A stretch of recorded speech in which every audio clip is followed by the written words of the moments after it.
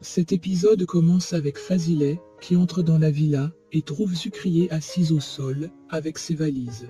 Elle lui demande ce qui se passe, et celle-ci lui dit qu'elle n'a pas pu arrêter son fils, et lui demande comment elle va faire pour arrêter sa fille, et dit qu'elle devrait avoir peur. De son côté, Céline enclenche l'arme, et est prête à tirer sur elle, lorsqu'Essé vient vers elle, et pousse l'arme de sa tête, et un coup de feu est tiré. Fazileh est dans les escaliers, et entend le coup de feu, et est inquiète pour sa fille. Elle monte en vitesse, et arrive dans la chambre. Essé dit à Céline qu'elle ne va pas la laisser mourir, jusqu'à ce qu'elle vive, ce qu'elle lui a fait vivre, et fait un petit malaise. Fazileh leur demande ce qui se passe, et Yazine lui dit qu'elle sait bien ce qui se passe, et dit qu'elle est la mère, qui a transformé sa fille en menteuse, et prend ses affaires pour partir. Céline le suit, et dit qu'il ne peut pas faire cela. De son côté, Gökhan dit qu'il ne peut pas le croire, et dit que sa femme avait un enfant depuis des années, et il n'était pas au courant. Il dit ensuite qu'il ne fait rien, parce qu'il a promis à cet enfant de ne plus être violent devant elle, et dit qu'elle est l'être la plus détestable qui existe sur la planète. Yasmine essaie de le supplier, et dit qu'elle va tout lui raconter. Gökhan ne veut rien comprendre, et dit à Yasmine qu'elle doit rester avec sa fille. Il dit qu'elle devrait attendre les nouvelles venant de lui, suite à ce comportement, et s'en va. Sevda, qui était aussi avec eux, s'en va également. Une fois partie, Yasmine se met à pleurer, et sa fille la prend dans ses bras. En voiture, Gökhan est en train de repenser à ce qui s'est passé, et a terriblement mal. Il s'arrête au bord de la route, pour reprendre son souffle. Il dit qu'il est un idiot, et Sevda sort à sa rencontre. De son côté, Céline demande de ne pas ouvrir le portail, et dit à Yazine qu'ils doivent en discuter. Fazileh vient voir Essé dans sa chambre, et lui dit qu'elle avait bien dit à Céline que Sucrier la conduira à sa perte, et celle-ci ne l'avait pas écouté. Essé lui dit que la machine est lancée, et dit que personne ne peut arrêter Yazine actuellement, et dit qu'il va divorcer.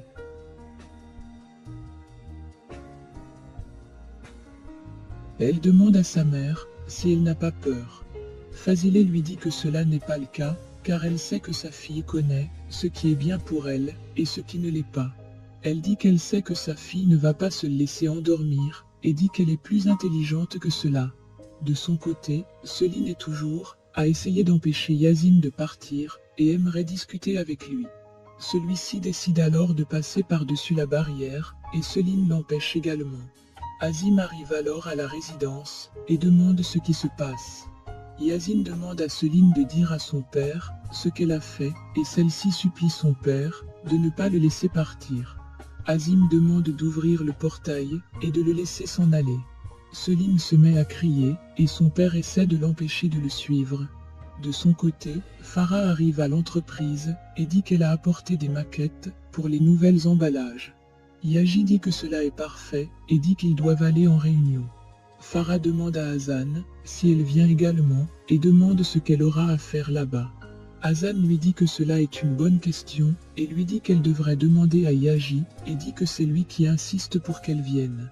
Farah dit qu'elle pensait qu'elle était juste la modèle, et Yaji lui dit qu'elle est également leur partenaire.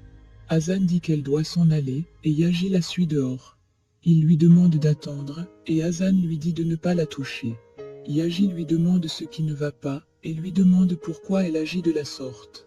Hazan lui dit qu'elle en a marre de tout cela, et dit qu'elle s'en va, et démissionne. Yaji lui dit qu'elle n'a qu'à le faire, et lui demande d'aller s'amuser avec ses jouets. Hazan ne comprend pas ce qu'il veut dire, et Yaji lui parle alors des enfants qu'elle passe son temps à aider, et lui demande comment elle compte faire pour continuer, si elle venait à démissionner. Il dit ensuite que si elle veut vraiment démissionner, elle devrait prendre un avocat pour rompre son contrat. Hazan lui dit qu'elle va faire cela, et Yaji lui demande pourquoi elle fait cela, et est prête à tout abandonner. Il dit qu'ils ont été humiliés ensemble sur ce projet, mais ont tenu bon, et demande ce qui a changé. Il dit qu'il ne la reconnaît plus, et demande où est passée la fille forte et travailleuse qu'elle a été. Hazan lui dit qu'il ne la connaît pas, et s'en va. Pendant ce temps, Nil et Farah qui les regardaient par la fenêtre, se mettent à discuter, et Nil dit à Farah qu'elle devrait avoir des maux de tête pour son amoureux, et dit que la tension entre eux n'a rien à voir avec le travail. De son côté, Gökhan est assis au bord de la route et est en train de discuter avec Sevda. Il dit à Sevda qu'il sait qu'elle doit penser qu'il est le roi des idiots. Sevda dit qu'il n'est pas un idiot et dit qu'elle voit juste un homme qui a souffert à cause de l'amour. Il dit qu'il n'aimerait pas que son père et ses frères soient au courant et dit qu'il a honte de leur réaction. Sevda lui dit qu'il ne devrait pas avoir honte de cela et dit que son secret est bien gardé avec elle. Sevda entre dans la voiture et ils s'en vont. De son côté, Yagi revient à l'intérieur de l'entreprise et Nil dit qu'elle sent qu'il n'y a plus de réunion et dit qu'elle s'en va et a des choses à faire. Une fois parti, Farah dit bravo à Yagi et dit qu'il a attiré des soupçons chez Nil également. Dans sa voiture, Nil veut appeler Sinan et dit que cela sera sa parole contre celle de son frère et dit qu'elle doit agir au bon moment et tirer sur la bonne cible. De son côté, Farah dit à Yagi qu'il ne peut pas continuer de la sorte et dit qu'il ne peut pas vouloir s'éloigner de la fille et être constamment avec elle, à l'appartement, ainsi qu'au travail. Elle lui demande s'ils ont pensé à Sinan et Yagi lui demande d'arrêter cela. Il dit qu'il est seul dans cette affaire et dit qu'il n'aimerait blesser personne, ni Hazan, ni Sinan, et s'en va. Une fois parti, Farah dit que Hazan est dans les mêmes conditions que lui. Hazan arrive à son appartement et trouve Sinan devant la porte. Il dit qu'ils doivent discuter et Hazan dit qu'il a raison.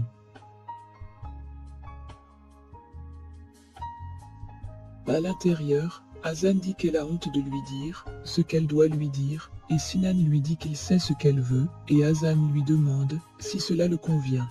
Il dit qu'il sait ce qu'elle veut et dit qu'elle ne doit juste pas lui mettre la pression et dit qu'il a juste besoin d'un peu de temps.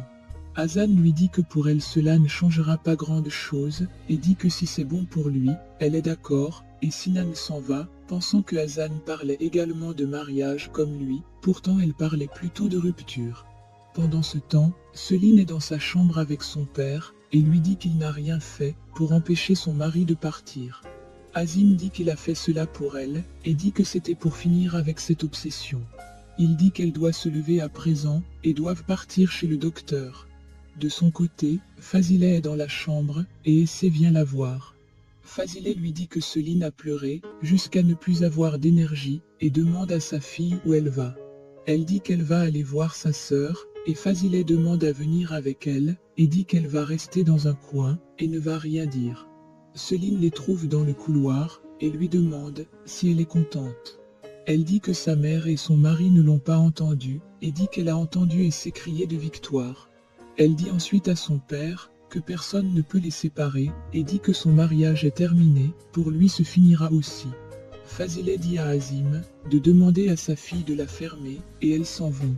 En soirée, Essay est avec Hazan et celle-ci lui demande si Yazin a enfin ouvert les yeux et demande à Essay ce qui va se passer maintenant. Essay dit qu'elle ne sait pas, mais cela n'est pas son problème, mais celui de Yazin. De son côté, Yazin est en train de discuter avec Ogu et lui dit qu'il n'a jamais voulu croire en Essay et dit qu'il a fini par quitter la résidence, sans lui dire qu'il était désolé. Ogu lui demande ce que cela aurait changé et dit qu'il a cru en une fille qu'il connaissait depuis 2 jours, aux dépens de la fille, pour qui il était prêt à mourir. Il dit ensuite qu'Essay a été trouvée inconsciente devant sa maison et il n'a même pas demandé le pourquoi.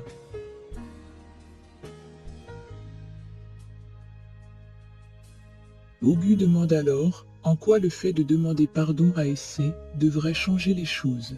Entendant cela, Yazin se lève et s'en va.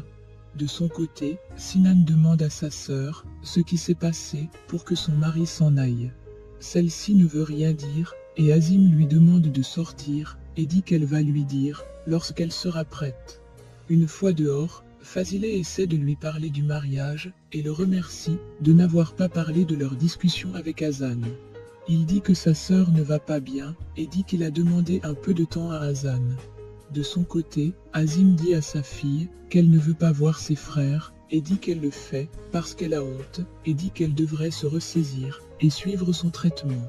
Elle dit qu'elle ne pourra jamais faire cela et dit qu'elle ne peut pas laisser son mari dans les mains de cette fille et se couche.